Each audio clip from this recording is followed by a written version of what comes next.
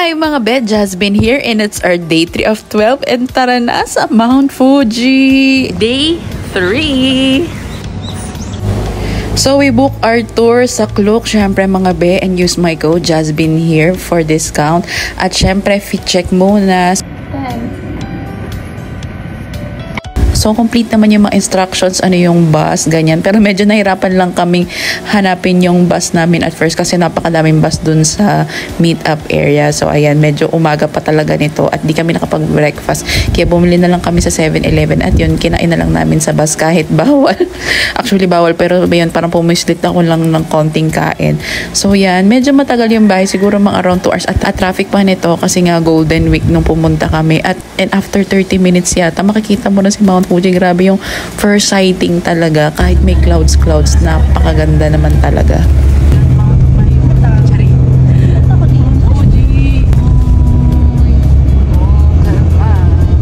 Lulusawin pa.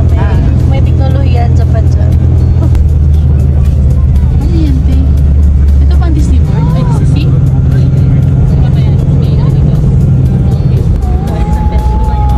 Patapos na pala yung Sakura season pero natutuwa kami kasi may mga nakita pa rin kami dito mga pakonti-konti kaya nakaka-happy.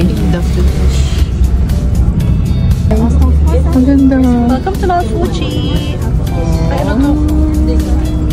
Medyo traffic talaga nung time na to kaya medyo natagalan kami bago makarating dun sa first stop namin yung Lake Kawaguchi. Yun mga be. Tapos 30 minutes lang kami dito as in picturean lang. Hindi yung yun din yung mahirap kapag tour. Pero actually, ang ganda rin naman niya. Yan nga, medyo may clouds pa yung Mount Fuji nung time na to. And yun, sana mas na-enjoy pa yung place. Pero okay naman na. So yan, next ay gumora na kami dito sa famous na Lawson na ipapasara na. Dahil nga kagugulo ng mga tourists. Pero yun, nagpicture lang din kami dito kahit hindi masyadong kita si Mount Fuji that time. So yan, for lunch naman ay dito kami sa Oshinohakai area at yung lunch ay parang included siya sa Mount Fuji tour pero mag-a-add ka lang ng konti and inavail na namin para matipid sa time since yun nga medyo konti lang yung oras per location. So yan, ang sarap naman itong eel, yung ramen okay lang and ito yung pinakamasarap talaga for me, yung kanilang matcha na wafer na ice cream, grabe kahit dugyot siya kainin, ang sarap mga be. 1 hour lang din yung nakaalat naming time dito para umikot sa parang park nga yung Oshinohakai. Pero ang ganda mga be, ang ganda ng ilog. Di ko nga alam kung ilog yan o bangbang. Pero napakalinis and super ganda dito. Lalo siguro kung Sakura season. Kasi dami ko rin nakikita picture dito. Yan, umikot lang kami after ng lunch kasi nga apaka-konti nung time. Pero at least na-appreciate din. Super love ko talaga yung mga ganitong nature. And nung pagpunta namin sa parking mga be, ayan, napakalinaw. Nagpakita na si Mount Fuji. Ang ganda-ganda. So, na-realize nga namin na first time pala namin makakita ng snow talaga. Yan, kahit napakalayo. Tapos may nakita lang kami ditong puno ng, hindi ko nga sure kung sakura to, basta puno na pink at umaura-aura kami dyan na matagal. Pero sabi ng mga kasama namin, ito daw talaga yung sakura. Yan, hindi masyado siyang mataas. At apakaganda niya. Kung may liki sa pink, ang ganda basta iba yung magic pag nakakakita as in tumitili kami kapag nakaka-spot kami ng sakura. So yan, next stop ay sa Hikawa Clock Shop. So ayun, para lang siyang street na kitang-kita mo rin si Mount Fuji at ang daming tumitigil, tumatawid dyan. Pero yun nga, parang nililimit na rin dito kasi nagkakagulo na rin yung tourist at nakitawid naman din ako. Pero hindi na ako tumigil dyan sa gitna. Nakastop yan mga beha, huwag niyo ako pagalitan. At yun, sumaglit lang talaga for the video din. Pero ang ganda rin ng view dito. Kakaiba. So next namin ay sa Arakurayama Senjen Park na hindi kami pumunta dun sa taas kasi medyo masakit na yung paa namin at tumambay na lang kami dito sa baba. Yan, meron kaming nabiling matcha ice cream. Tas yun, ang ganda rin naman ng view. Eating my favorite matcha ice cream in front of Mount Fuji. What a dream. But English? Hindi nyo na ako kilala pag-uwi. Ay mga be. Bakit siya hindi matutunog sa akin? Ayun si Mount Fuji, oh. Thank you, Lord. Thank you, Universe.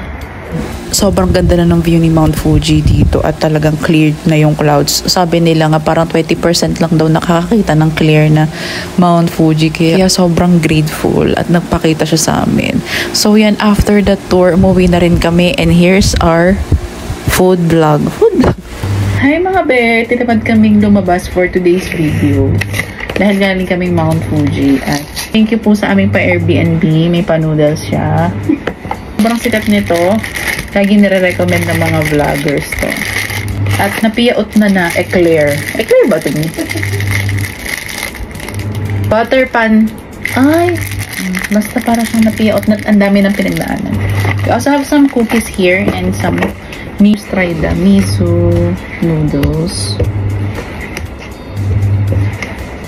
Ang dami nilang, ano mo yung noodles nila, puno. Hindi siya yung bahagya lamang ang laman.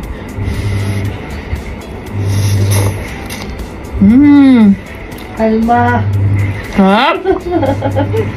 Ako hindi lagi. Ito yung bread na maple syrup. Lagi din ito binibili ni David Gison and ni Angelic Manto. Ano? Ay, ang sarap. Nakapalaman na pala siya. Ito na isa. Uy, parang ang sarap, B. Okay, let's try. Oh my God! Okay. Ang sarap. And now we're gonna try this. Sorry po, nasira na siya, pero maganda siya kanina. It's the... Para siyang croissant. May mga hibla-hibla.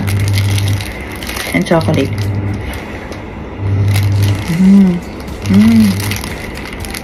Okay ba? Hi mga te! Mga tita niyong pagod agad. Hindi na kami lumabas. Mga te, mabenta ako dito.